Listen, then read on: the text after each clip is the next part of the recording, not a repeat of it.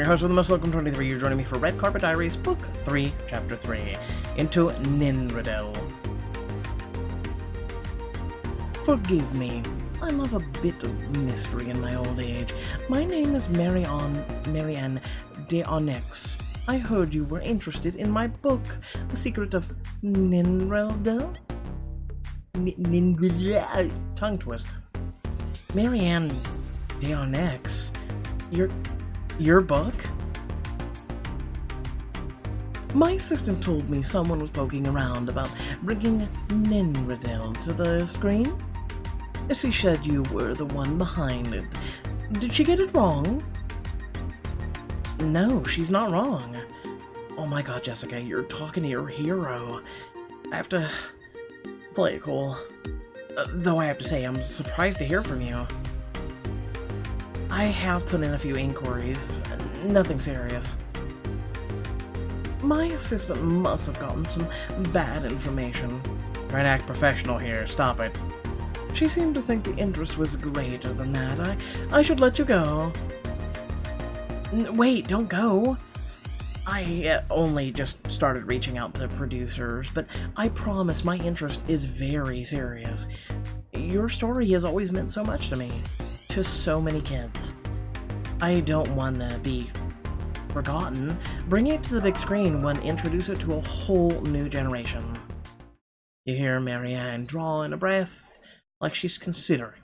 After several long seconds, she finally speaks. I'm old-fashioned. I love to have my important conversations in person. Can we talk about this more later this week? Maybe over lunch? That would be fantastic. I'll let my assistant send you the details. I look forward to meeting you, Jessica. Likewise, Marianne. The call ends and you stare down at your phone, a wide, disbelieving grin on your face. Man, I just wish baby Jessica would see me now. She would absolutely lose it. The next morning, you wake up, still giddy from your call with Marianne.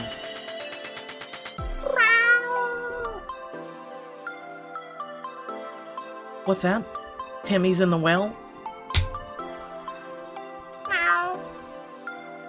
And the old barn's on fire? You don't, stop it. You don't treat your cat this way. Or maybe time for kitty food. Alright, let's get you some food, Tazzy. You head downstairs and make a pot of coffee. You're practically bouncing on your toes when a call comes in from Thomas Hunt. My favorite person calling me. I get so lucky. Wait, did something happen? Did your copy of Metropolis finally wear out? Oh god, don't tell me. Were they out of oysters at the Whole Foods? For the record, that only happened one time, and I think I handled it very well, all things considered. And before you jump back with some nonsense about my Ritalin collection, can we dispense with the ridiculousness? We're engaged now. It can't be that surprising that I feel compelled to contact you from time to time. Especially on a phone. I love it when you talk romantic to me, Thomas. Actually, I was calling to see how your producer meetings went. I've been through my fair share. I'd liken the experience to... this word. Let's try this. Simple and slow. Unanesthetized dental surgery. Wow. That's intense. I'm never gonna get that image out of my mind. I've been there. Good. And it served as a warning. I meant it to be. Come on, Thomas. Producer meetings can't be that bad. If anything, I'm underplaying the misery of the experience. At one, I was even asked to sing. You hear him shuddering and you stifle a laugh. Luckily, mine weren't nearly as traumatic as that. Though they weren't the most fun I've ever had either. Both meetings were a bust. I'm sorry to hear that. Are you holding up alright? I can set you up with a few friends of mine if you like. They may not have the same budgets to play around with, but it's a start. I appreciate that, Thomas, but I'm not sure I'll need it.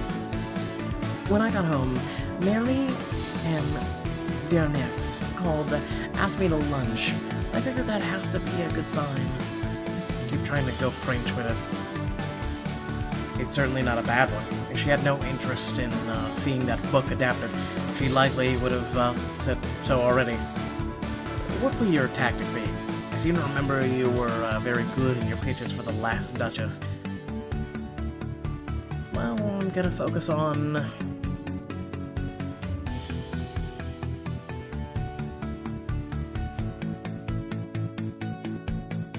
reaching for a new audience. The book hasn't been popular for years now. There's a whole generation growing up without these stories. But movies always boost book sales. I think it'll be enough to convince Marianne. She poured her heart into these stories. She must want to see them reach more readers, right? True, but be careful. You don't want your pitch to be too focused on the financial details. Remember, Marianne's an artist. If money came first, well, she would have already sold the rights. Good point. I don't want to come across as exploitative. But enough about me. What about you? Are you still working a ton? Not as much. But I refuse to be cowed by something as cliché as artistic block. That's the spirit. How are you gonna beat it into submission? I thought I'd try looking for new sources of inspiration. I have tickets for a conceptual art installation downtown. It's supposed to be awe-inspiring. Would you like to join me? I'm sure surrounding yourself with great art could only help you get into the right mindset for your meeting. Connected with Thomas Hunt during a mission, or a mission, yeah, mission. Visit to the museum. You might be inspired by art or the company. I must look at his suit. Jeans, okay. Not today. That sounds incredible, but I don't think it's a good idea. I need to focus on preparing for a meeting, not just creatively, but actually. I understand completely. Focus is imperative for something like this. Let me know how it goes, though I'm already confident you'll impress her. In the call with Thomas, flopped down on the couch, staring across the room at an old copy of The Secret of Ninradell. Alright, inspiration, come at me. And the book comes across the room and slaps you in the face. Spend the day poring over the book, imagining how you'd bring key elements to life. I will bring this book to the big screen. Nothing's gonna get in my way. Especially not Pixelberry suddenly giving you a choice to fail or not, and then going, oh my god, my life is woe! The next day, you wake up with butterflies in your stomach. I can't believe I'm meeting my favorite author today. I hope she trusts me to adapt her story.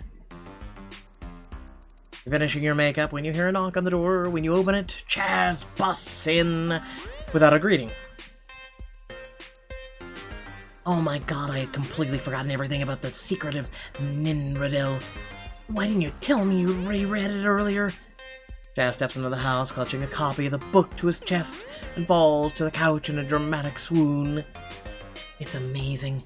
How did William and Brony never get together? I'm glad you had a good night. I did. And more importantly, I came up with some great ideas for your adaptation. All kinds of changes you can suggest. Oh, do you think we should make changes? You said it yourself. It's perfect as is.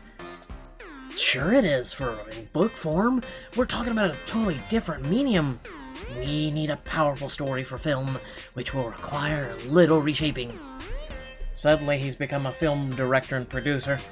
Dang, that's cold, Chaz. Hey, you don't become a power agent by always playing nice, right? Okay, so we'll need to make some tweaks to the story. I can get behind that idea. But I don't want to lose what makes this book special. Of course not. You've still got all the core elements. The sage teaching William how to bend time and space, rebelling against a corrupt power, shirtless William doing battle. You couldn't make the movie without that. But some of the side plots have to go. They'll make a movie feel bloated. For instance, I would consider cutting Bryony. You literally were just talking about Bryony. She's William's main source of support. She's his true love through all of time. Exactly. Cut him off from that. Make the odds seem even more impossible to overcome, and focus on his story. Not every movie is a romance, and I don't think this one is meant to be. And if we cut it out, then we can focus more on the central theme, standing up for what's right. Maybe you're right. It's just that deleting plot lines feels like having to choose a favorite child or something. I know it's hard, but just remember, Marianne Diarnox wants someone with vision. She'll see your passion when you come in with strong ideas about Ninradell should be as a movie, not as a book. You're right. Thanks, Chaz. I don't think I'd gotten there on my own. Any other genius steps? Actually, I have one idea. The book's a little amorphous. You mean the whole existing in every time period and no time period at once thing? Exactly. That's not the easiest concept for audiences to grasp. You underestimate audiences. Maybe it's just you. I think we should...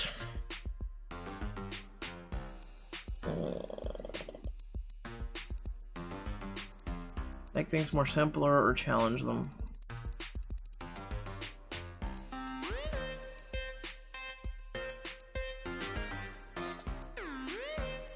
Challenge. The story's so complex, so layered. That's why I love it. I'm all for layered stories, but they still need to take place somewhere. Besides, I've heard it's held book time on all of time and space set.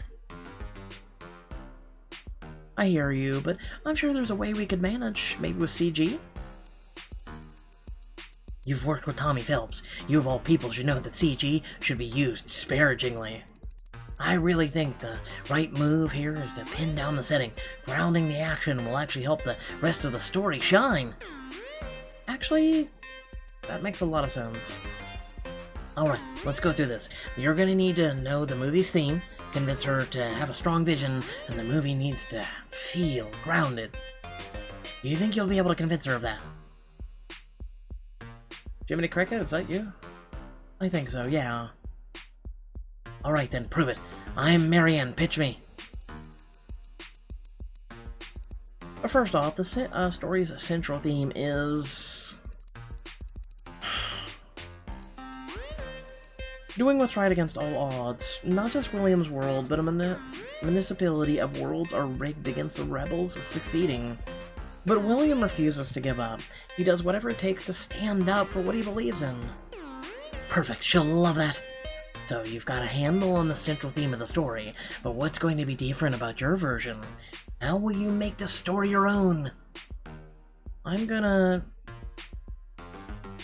I'm assuming I have to recite everything he did so I can pitch it to her so he can succeed. Because great costumes is stupid. Cut side plots we don't need. Like the love story, for example. It's sweet, but it doesn't really have anything to do with the main plotline. A story like this is already going to be very complex. We're going to need to streamline it for viewers, not pile on the complications. Exactly. A strong vision like that will show her that you know how to transform her story for the big screen. That all sounds so lovely, Jessica! Is this your Marianne?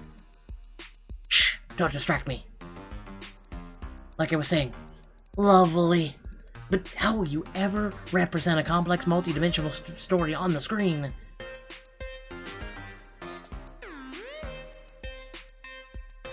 I plan to pick a more unified setting. We can work out the details of what setting best serves the story later, but I think it needs to have that to the ground the story. Pip pip! You know she's not British, right? Just let me have this. So, do you think I'm ready? Absolutely, you've got a clear vision, and it's a strong one, but we still haven't dealt with the most important question. Really? What haven't we covered? What are you wearing?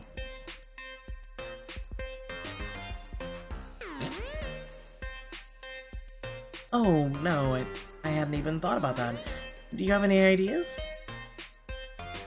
From what I hear, Marianne's less impressed with fancy Hollywood people and more into true fans. Do you have anything that might show you're a part of the fandom? Actually, I might have something. Throughout the story, you'll have a chance to build your relationship with Marianne. Impress her enough and you'll be rewarded with something spectacular!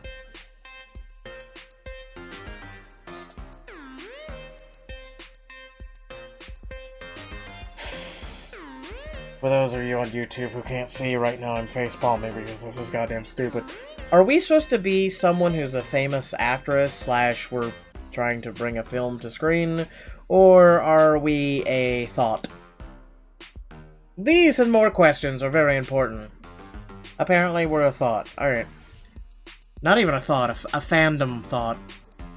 Rep your fangirl. Oh, Christ. I don't want to come on too strong after all. That makes sense. She'll be wowed by your ideas for the movie, no matter what. What's supposed to matter? Put the finishing touches on your look and then head out the door, buzzing with excitement and nerves. But thanks again for all your help, Chaz. You're such a good friend. Thank you in advance for knocking our socks off. I'm officially desperate for this movie to exist. I'll do my best. Wave to Chaz and then call a car to take you to the restaurant. I'm wearing a yoga outfit. Oh, okay. It all comes down to this. You arrive at the restaurant 15 minutes early and sit down to wait for... Soon after... Ah, the lovely Jessica Clark. What a pleasure to meet you, Miss Darnex. I'm so honored you agreed to this lunch. They stand up, taking Marianne's outstretched hand and shake it excitedly. Just Marianne is fine, dear. I must say it's refreshing to be the last to arrive. So many people in this town seem to think punctuality is some sort of disease they'd rather not catch. I camped out overnight when you released the last book in the series. The restaurant is lucky they didn't find me sleeping on the doorstep this morning. She laughs warmly and settles into her seat. The two of you order, and then she turns to you. Face all business. I'm sure you know you're not the first person who wanted to adapt The Secret of Ninradell. Tell me, what do you see as the real heart of the story? Relationship with Marianne will be very important throughout the story. The right choices will earn you relationship points. If your relationship is strong enough, by the end of the story you'll earn a very special item in an exclusive scene with Marianne.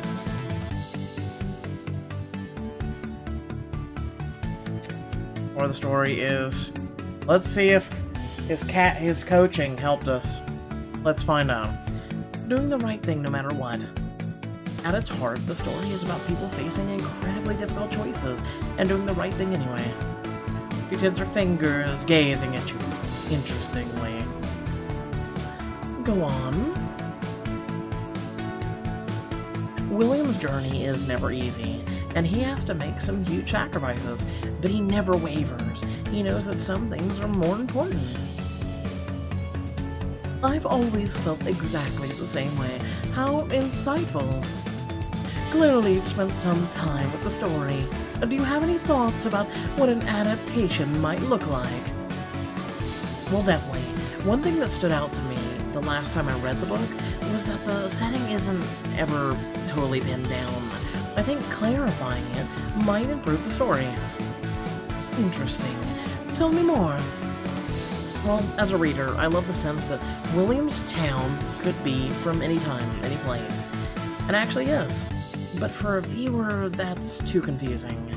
I think we'll need to choose a single unifying aesthetic. The story is universal. The place needs to be specific. A bold choice, and one I entirely agree with. I'm so glad to hear it. You'd be surprised how many producers try to tell me they can retain the timeless, paceless setting. It's a visual medium. What would they do? Film the whole movie in a white room? I certainly hope not, and I can promise you in my version that it won't happen. We'll settle on one main setting. Mariana chuckles. She's clearly warming to you. And what about Ragnar? How do you see his whole role in the story? I don't know who Ragnar is. The right actor for Ragnar is a top priority. He's such a complex villain. You need someone who can handle not only his menace, but his pain, tragedy that drive him to bend the sage to his will. Interesting. A more nuanced take on the character than I usually hear from the Hollywood crowd. I suppose I just have one question left for you, though I warn you, it's a bit of a doozy. Hopefully I have the answer. Would you be entirely faithful to the novel in your adaptation? Chaz said to be honest about this. Not everything can be the same from book to movie. I would...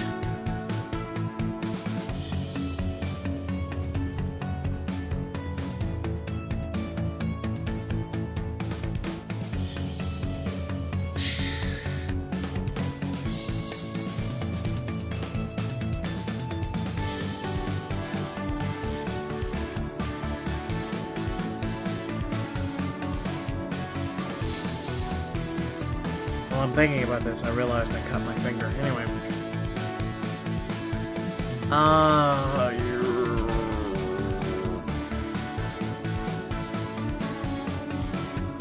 I want to say cut to follow Chase, but I feel like that might anger her because, I mean, Bryony's supposed to be a love interest that's a support system. Well, if we're wrong, we can blame Chase. Okay.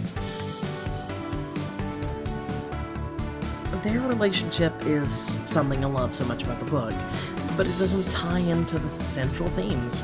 I don't want the movie to lose focus. It's gonna be complex enough already.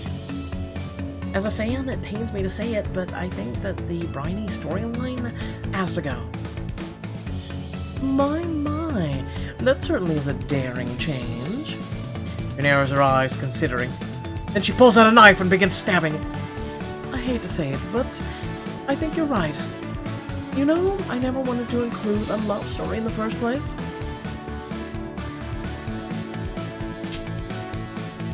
No, really? My editor thought it would sell more books. In a way, I'm excited to see it go. This will be the story I meant to tell all along. Chaz could have just done this interview instead of me. I'm just literally saying.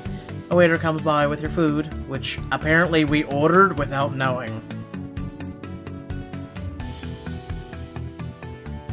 Okay. Marianne dives into hers with gusto, although your previous conversation just hadn't happened.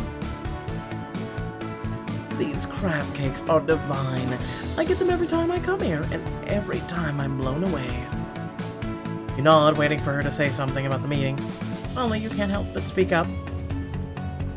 So, do you have any thoughts about everything we've discussed so far? Marianne seems to not realize you're there and has suddenly undressed. She's putting on her PJs and slipping on slippers and... I don't know. We're going home. Pixelberry, I just... Marianne looks at you appraisingly. She takes several seconds before speaking. I already mentioned how often I hear from people who want to adapt my little story, so I don't have to tell you the obvious. I said no to everyone. Right. I understand this. They're next. I said call me Marianne, damn it! Well, thank you for your time. It was an absolute pleasure to meet you. Really? Giving up so easily? That doesn't seem like you. It's not, but I just... What do you mean? Jessica, you're the first person I've spoken with who has both a clear vision of the movie and an obvious passion for the project. You've impressed me more than I expected, quite honestly. Do you mean... Dance. I'll gladly sign off on an adaptation knowing it's in your hands. Produce the movie yourself and it's yours. Marianne, you have no idea what this means to me. I promise I won't let you down. I'm sure you won't. I plan to be an active part of bringing this movie to the screen. Oh, well, that sounds great. I can't wait to start working together. My feelings exactly. I assume I'll be hearing from you soon? Absolutely. Thank you again, Marianne. I promise you, you won't regret this. Feeling like you're floating on a cloud, you say goodbye to Marianne and head home. Apparently we didn't eat. Later that evening, you're just about to dive back into your copy of Ninradell when a call comes in from Matt. Man, I'm so glad you called. I have news.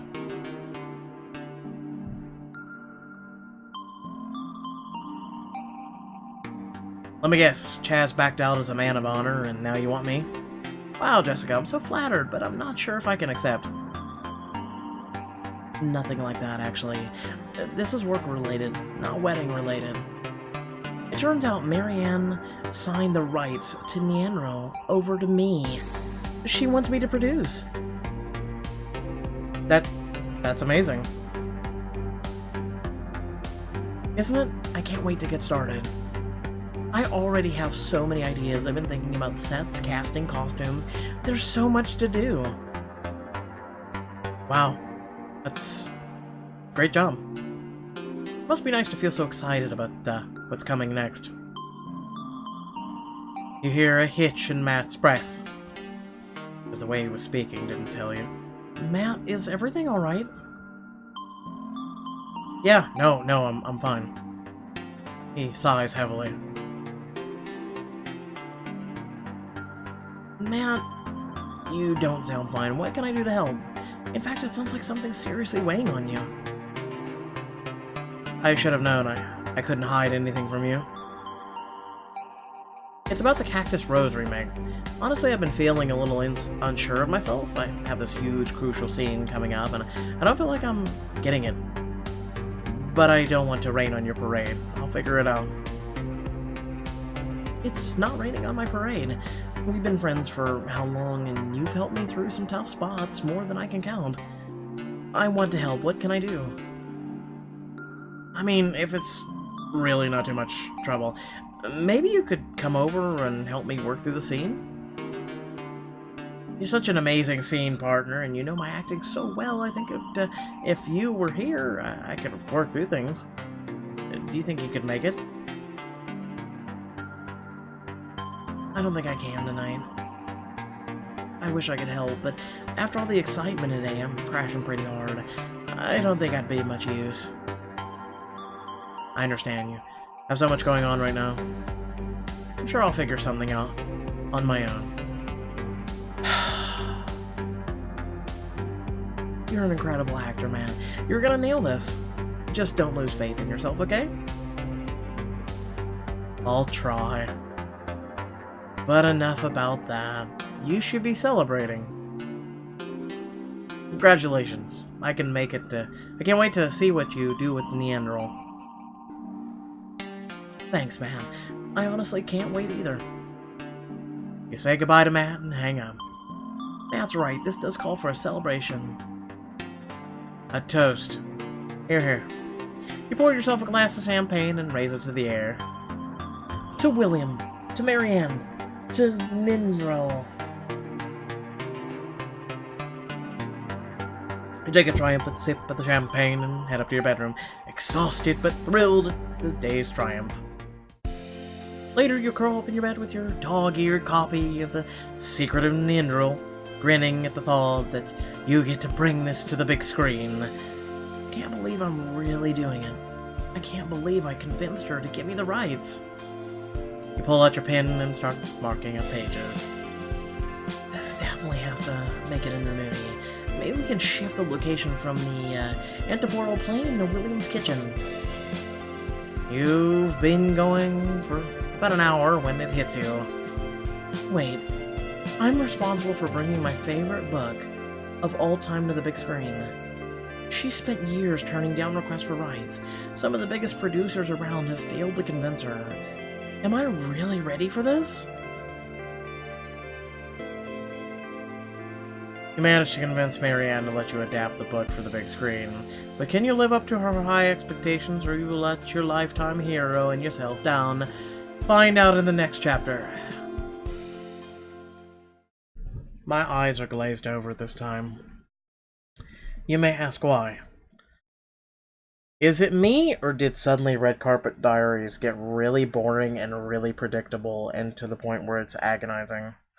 Please let me know in the comment section below, because that was just painful.